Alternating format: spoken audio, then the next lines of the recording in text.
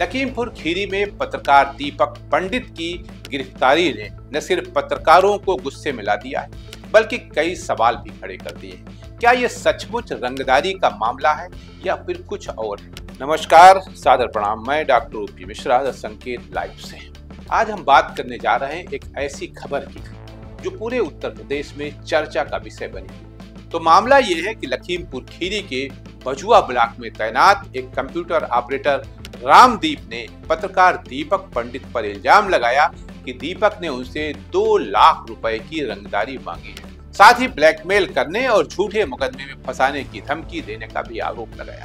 इस शिकायत के आधार पर भीरा थाना पुलिस ने गुरुवार रात को दीपक को हिरासत में ले लिया और फिर क्या, महज 12 घंटे के अंदर पुलिस ने सारी कार्रवाई पूरी कर दी और शुक्रवार को दीपक को कोर्ट में पेश कर दिया। कोर्ट ने उन्हें 1 दिन की न्यायिक हिरासत में जेल में भेज दिया। जैसे ही दीपक की गिरफ्तारी की खबर फैली, पूरे जिले के पत्रकार भड़क उठे। सुबह होते ही बड़ी संख्या में पत्रकार थाना पहुंच गए। फिर जिला मुख्यालय पर हंगामा शुरू। हालात ऐसे हो गए कि कचहरी परिसर को पुलिस छावनी में तब्दील करना पड़ा। पत्रकारों ने एसपी कार्यालय का घेराव किया और धरना प्रदर्शन शुरू कर दिया। पत्रकार संगठनों का कहना है कि गिरफ्तारी प्रेस की आजादी पर हमला है। पत्रकार महासंघ के अध्यक्ष नंद कुमार मिश्रा ने तो इसे साजिश तक करार दिया। उनका कहना है कि दीपक भ्रष्टाचार के खिलाफ आवाज उठाते थे और शायद यही उनकी गिरफ्तारी की वजह बनी। उजागर करने के लिए वो लगातार कोशिश कर रहा था। कल राघवेंद्र वाजपेयी की हत्या की गई मोहाली में, इसी तरीके से काम कर रहा था। तो अगर इस तरीके से संरक्षण दिया जाएगा तो हम लोग शांत नहीं बैठेंगे। और मैं अभी बता दे रहा हूँ, सब लोग सुन लीजिए, अगर अभी कप्तान साहब से मुलाकात करके संतोषजनक जवाब नहीं मिलेगा तो कल लखनऊ गोरखपुर हाईवे जाम करूंगा। मुख्यमंत्री की जवाब मांगेंगे कप्तान से और डीएम से। अगर मुझे सरदर्द दिया जाएगा तो सरदर्द तुम्हारे लिए भी पैदा कर दूंगा। अगर मुझे मेरी रात की नींद मेरे पत्रकारों की खराब की जाएगी तो रात को नींद आने आपको भी नहीं दूंगा। हमारे दीपक पंडित ने लगातार करोड़ों रुपए का, उसमें वीडियो सेक्रेटरी सब फंस रहे हैं।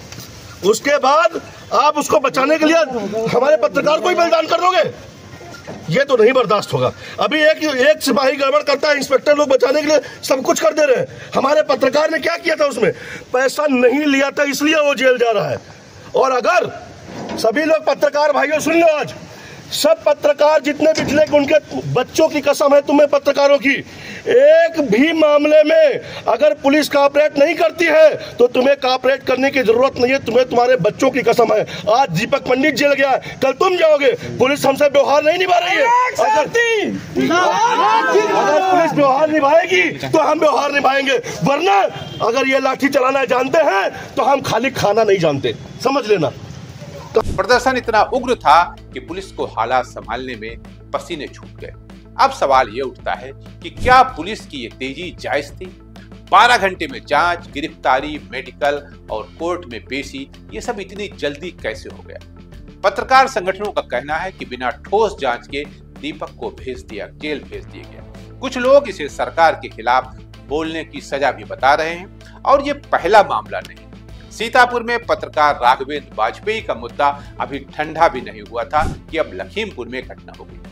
एफजा संगठन के कोऑर्डिनेटर अनुराग सारथी ने इसे पत्रकारों पर हमला बताया और कहा कि अगर निष्पक्ष जांच नहीं हुई तो आंदोलन और तेज होगा। एसपी ने सीओ सिटी को जांच सौंपी है, लेकिन क्या ये जांच सच सामने ला पाएगा? अब इस घटना के साथ मैं एक छोटी सी कहानी जोड़ रहा हूं कि ये सब होता क्यों है और क्यों हो रहा है और इसका दोषी कौन है।